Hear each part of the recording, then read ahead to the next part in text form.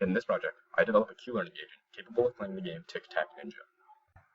Designed by Andrew Wolfers and Jason Schmidt, Tic-Tac-Ninja is a two-player game of incomplete information, intended to be played mentally. The board state is simple enough that it can be easily committed to memory and visualized, yet decisions are complex, such that successful play requires deep strategy and thought. Tic-Tac-Ninja derives its name from the classic 9-square of tic-tac-toe. The 9 squares are distinguished by their names: top, bottom, left, right, center, top left, top right, bottom left, bottom right. There are also 4 directions: north, south, east, and west. Diagonal directions are never used. Instead of the classic noughts and crosses, each player controls one ninja. As masters of stealth, each player's location is a secret to the other. The goal then is to deduce the location of one's opponent, and to be the first to land a successful attack. At any given time, a player is aware of his or her own location and direction, but not those of the opponent. The locations of attacks, however, are public information. Players can only attack into adjacent squares, so an attack reveals partial information regarding one's location to one's opponent. In this scenario, the blue player knows that he occupies the right square, is facing north, and has attacked into the top right square. He also knows that the opponent last attacked into the left square, but the opponent's exact location remains a mystery. In a given turn, the active player has several choices to make. He or she may choose to move in any cardinal direction into the adjacent square. The player may also choose to remain in the current square. Of course, a player cannot leave the bounds of the 9 square. Next, the player chooses which direction to face. This can be any of the 4 cardinal directions, independent of the direction moved. Finally, the player chooses whether to attack. A player attacks in the direction that he or she has chosen to face, into the adjacent square. The player then shares the location of his or her attack, but the other decisions are kept secret. As ninja, it is considered improper form to attack an opponent from the front. Such an action lacks stealth and can easily be blocked.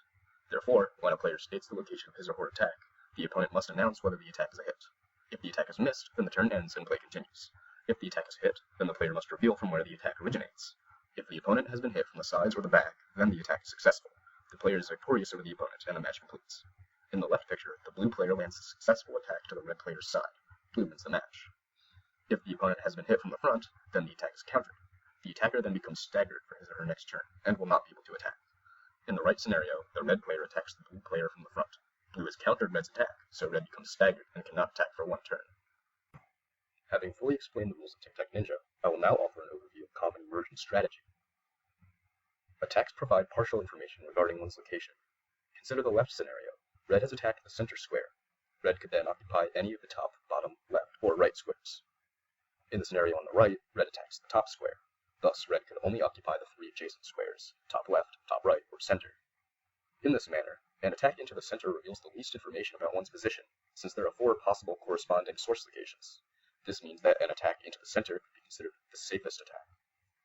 Likewise, an attack into a corner square is the most dangerous attack, because it could only originate from 2 possible locations. A turn in which a player does not attack is defensive, as it reveals no information. This line of thinking can be further extended. If attacking the center is considered the safest attack, then one would expect that it is attacked with the highest frequency. This makes the center the most dangerous square to occupy. The corners, in contrast, are less likely to be attacked, and are therefore safer. Of course, mobility is most limited from the corners, so they are not always the best location to occupy. Now consider the scenario pictured, in which blue has become staggered. It is impossible for red to land a successful attack. It would take at least 2 turns to reach blue's side. Red could only attack from the front, though that would be futile as it would result in becoming staggered. Thus, common behavior after the occurrence of a stagger is for both players to take a non-attacking turn, which in essence restarts the game, since both players lose information about the other's position. If red wants to take an offensive approach, he or she would move into the same square as blue, without attacking. This ensures that on red's next turn, blue will definitely be within range of an attack. Skilled players will plan their directions carefully. Note that in the pictured scenario, red is backed against a wall, facing outward. Although red is cornered, he or she is also well protected.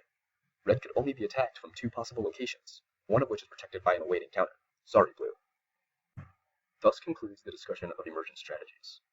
Please note these final points about the game. Tic-Tac-Ninja is highly probabilistic. Even an optimal player could not win each match. In order to compensate for the forces of chance, play often extends over a series of matches. In the case of humans, this could be half a dozen. For automated agents, thousands of matches could comprise 1 game session. In my implementation of Tic-Tac-Ninja, I have supported 3 types of players. The first type is human play. The second type is random agents that make uninformed decisions with uniform probability. The third and final type is a Q-learning agent. The Q-learning agent is the primary focus of this project, and will be discussed in detail to follow. The Q-learning agent was trained against the random agent for 10,000 matches. This plot shows the win percentage through the first 1,000. The Q-learning agent initially performs poorly, but quickly improves to match random play around 200 matches. Beyond 300 matches, the Q-learning agent maintains an average win rate of approximately 67%. This plot shows the Q-learning agent's performance over the full 10,000 match learning session. 67% is still the approximate average. It would seem that the agent has converged at a 2/3 win rate against random play. Of course, the plot is very noisy, but this may be attributed to the probabilistic nature of the game. After learning to play against the random agent, the Q-learning agent trained for an additional 10,000 matches in self-play.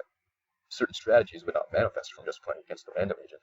For example, the random agent is not intelligent enough to leverage the information shared through attacks, so the Q-learning agent would not be able to learn information protecting concepts. Self-play then is important for the Q-learning agent to develop any deep strategies, like those discussed earlier in the presentation. Initially, self-play posed a problem. Both players would refuse to make the first attack, choosing instead to stall indefinitely. Apparently, there is too much inherent risk in making the first move. To compensate, a 1,000 turn limit was imposed, at which point the loss would register for both players. This modification has successfully taught the agents that stalling is not an acceptable strategy. After the stalling issue was resolved, the Q-learning agent engaged in self-play for 10,000 matches. Its behavior was then observed for the presence of any immersion strategies.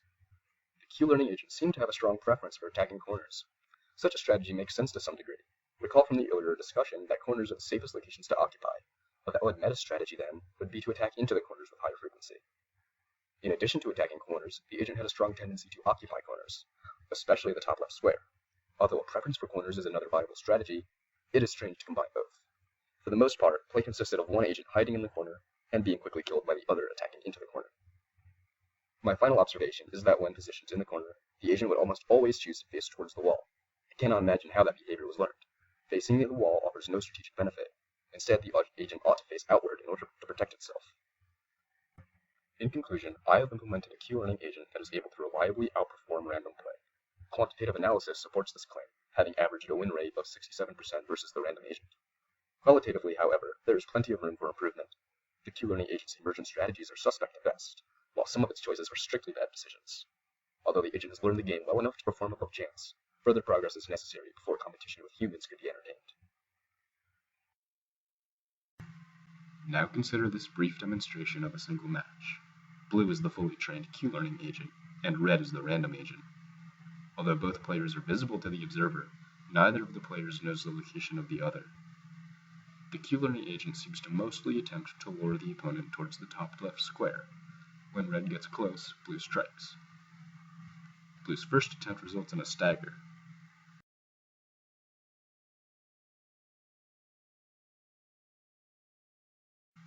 Finally, blue sees an opportunity to make a safe attack, and wins the match.